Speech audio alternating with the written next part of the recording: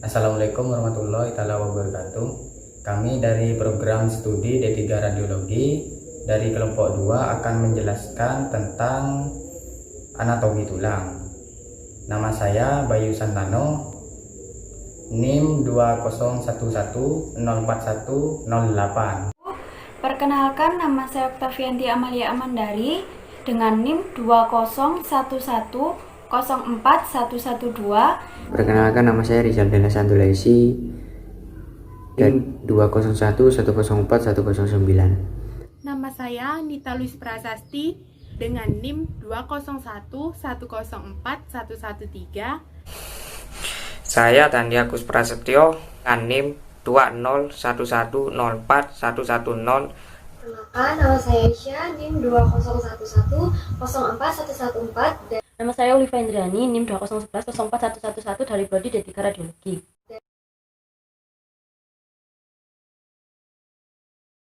Baiklah, sebelum kita mempelajari lebih lanjut mengenai struktur tulang pada manusia, perlu kita ketahui bahwa tubuh kita dapat tegak berdiri sebab terdapat tulang yang menjadi lokasi melekatnya otot. Anatomi tulang manusia adalah ilmu yang belajar struktur tulang, jenis tulang, dan bagaimana tulang dapat berperan dalam sistem otot dan kerangka atau sistem muskuloskeletal. Baiklah, selanjutnya kita membahas klasifikasi anatomi tulang pada manusia. Tulang pada tubuh kita dibedakan berdasarkan bentuknya, yaitu tulang panjang, tulang pendek, tulang pipi, tulang irregular, dan tulang sesamoid. Mari kita bahas satu persatu. Baiklah, yang pertama adalah tulang panjang. Tulang panjang adalah tulang utama terkait gerakan tubuh kita. Contoh tulang panjang adalah tulang femur dan tulang humerus. Kedua adalah tulang pipi. Tulang pipi adalah tulang yang melindungi organ atau menjadi tempat melekatnya otot. Contoh tulang pipi adalah tulang tengkorak, tulang dada, tulang rusuk, dan tulang panggul. Baiklah, yang ketiga adalah tulang pendek. Tulang pendek adalah tulang kecil dengan ukuran panjang dan lebar hampir sama yang terletak pada persendian. Contoh tulang pendek adalah tulang carpallia pada pergelangan tangan dan tarsalia pada pergelangan kaki. Tulang sesamoid. Tulang sesamoid adalah tulang yang terletak pada tendon atau otot yang berperan dalam standar kekuatan otot. Contoh tulang sesamoid adalah patella. Baiklah, yang terakhir adalah tulang irregular, di mana tulang yang tidak dapat masuk ke dalam kelompok manapun. Contoh tulang irregular adalah tulang vertebra. Inilah beberapa fungsi tulang, yaitu yang pertama sebagai penunjang, yang kedua sebagai pelindung, fungsi tulang ketiga sebagai pergerakan, yang keempat sebagai tempat penyimpanan mineral, fungsi yang kelima sebagai tempat terjadinya produksi sel darah, fungsi yang keenam sebagai tempat penyimpanan energi. Anatomi tulang kepala atau tengkorak. Tulang kepala atau tulang tengkorak beserta lapisan selaput otak atau meninges melindungi otak dari berbagai hal. Tengkorak merupakan jenis tulang pipi yang terdiri dari dua lapis tulang. Tulang yang membentuk tengkorak adalah yang pertama frontal, yang kedua adalah parietal, yang ketiga ada temporal, keempat ada occipital, yang kelima ada sphenoid, yang keenam ada ethmoid. Jadi tulang wajah itu kita bisa menyebutnya dengan membranus viscerocranium. Tulang wajah itu terdiri dari beberapa elemen, yaitu elemen mandibula dan elemen dermatokranial, yang merupakan bagian dari tempurung otak. Fungsi dari tulang wajah kita itu untuk membentuk struktur di wajah kita.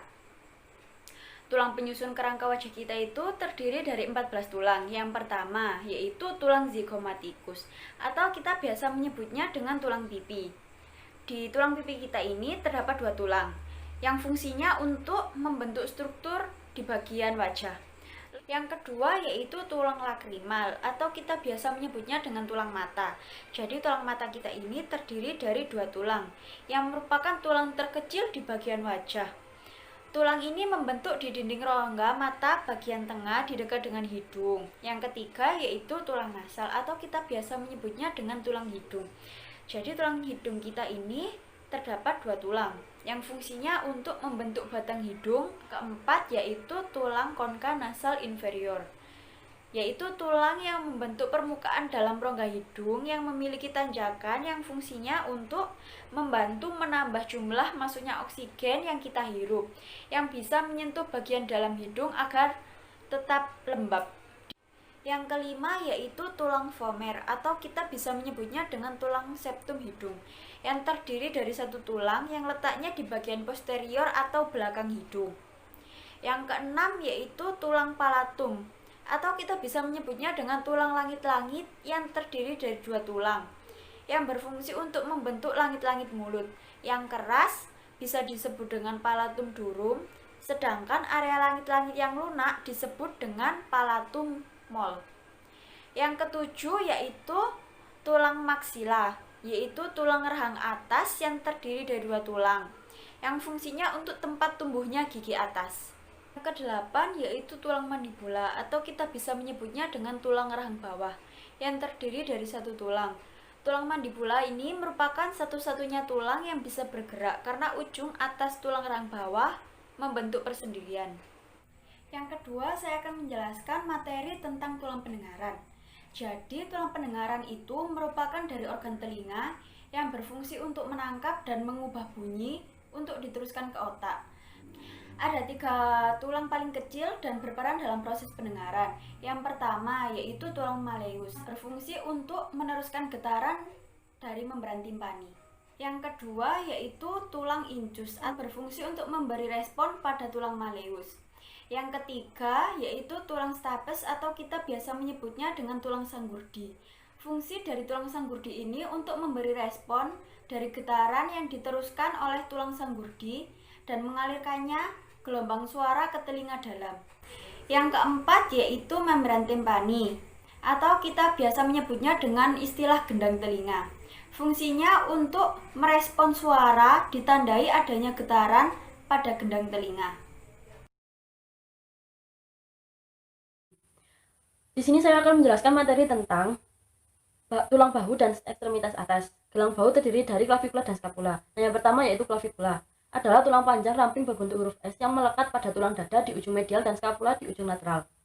Peran atau fungsi klavikula yaitu menjadi tempat bergantungnya skapula dan ekstremitas bebas, menjaganya jauh dari tubuh, sehingga ekstremitas memiliki kebebasan bergerak yang maksimum. Ujung lateral klavikula disebut sebagai ujung akromial, dan ujung medial disebut ujung sternum. Nah, dia di bagian kiri dan kanan berartikulasi dengan bagian sternum dan akromium. Jadi, dia ada ekstremitas sternalis yang mengarah ke sternal dan ekstremitas akromalis. Kemudian skapula adalah tulang pipi berbentuk segitiga yang mobilitasnya penting untuk gerakan bebas ekstremitas atas.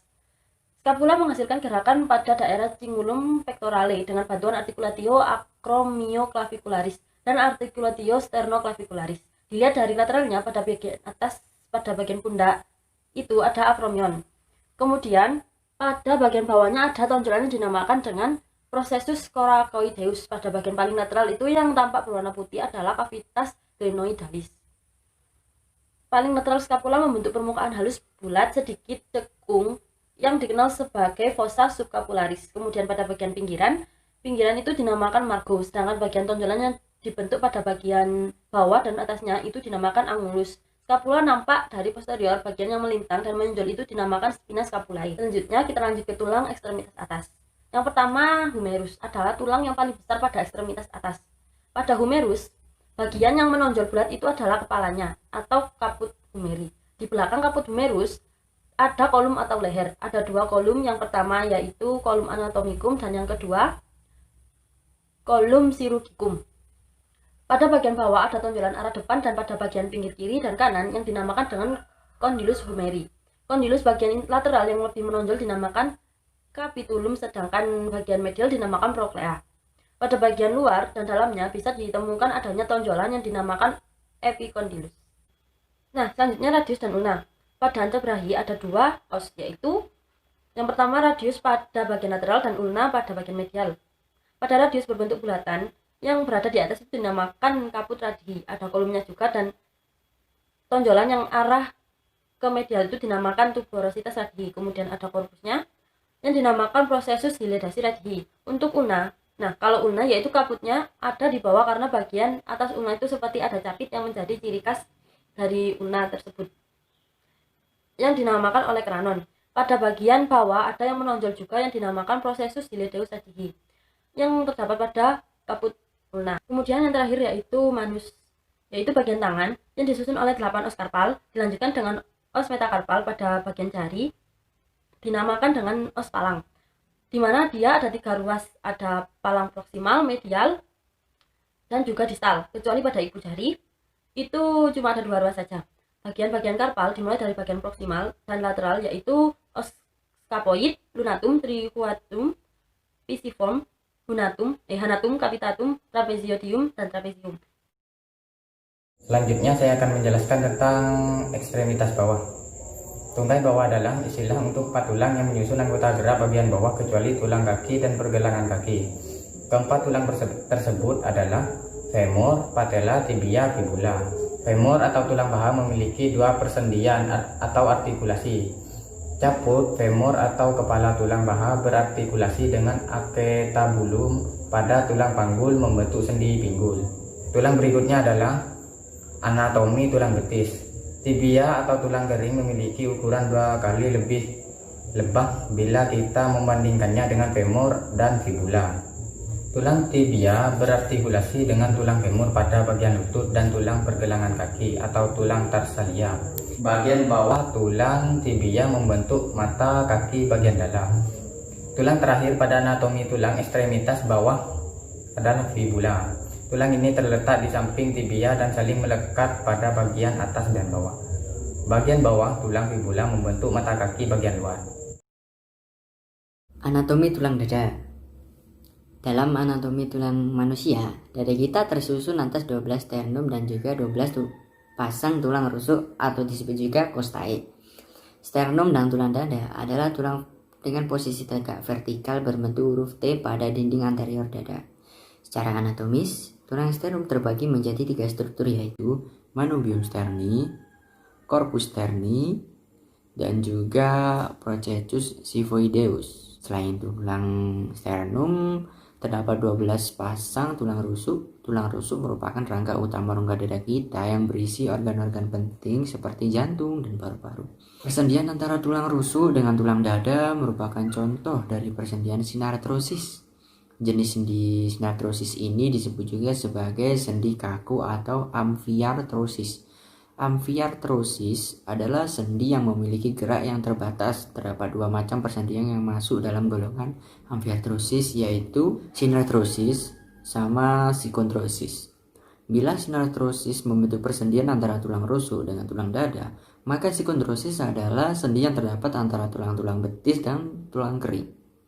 Setiap tulang rusuk atau costae berartikulasi pada bagian posterior dengan vertebrae thoracalis. Artikulasi ini disebut sebagai sendi costovertebralis. Tulang rusuk atau costae dapat kita bagi menjadi 3 kategori, yaitu vera di bagian tulang rusuk sejati, spria di bagian tulang rusuk palsu, dan juga fluctuantis di bagian tulang rusuk melayang. Costa dan sternum atau bisa disebut juga open stack college atau CCBY. Selanjutnya mari kita lihat tulang yang menyusun alat gerak bagian bawah atau ekstremitas bawah. Bagian dari anatomi tulang manusia. Tulang belakang bersama tulang lainnya masuk dalam kelompok tulang irreguler. Tulang lainnya yang termasuk dalam tulang irreguler atau tulang yang berbentuk tidak beraturan yaitu 1. Tulang belakang, 2. Sacrum, 3. Coccyx atau tulang ekor, 4. Temporal, 5. Sphenoid, 6. ethmoid, 7. zygomatic, 8. Maxilla, 9. mandible, 10. palatin, 11. inferior nasal concha, 12. hyoid. Tulang belakang kita memanjang mulai dari setelah tengkorak hingga tulang ekor atau coccyx. 1/4 dari total tulang panjang tulang belakang kita terwakili oleh panjang dari discus intervertebralis. Discus intervertebralis merupakan sendi yang menghubungkan tulang belakang vertebrata yang satu dengan yang lain. Pada anatomi tulang manusia, setiap tulang belakang memiliki penamaan atau kode berdasarkan lokasinya. Pemberian nomor yang juga dilakukan terkait dengan tinggi tulang belakang tersebut dari atas ke bawah.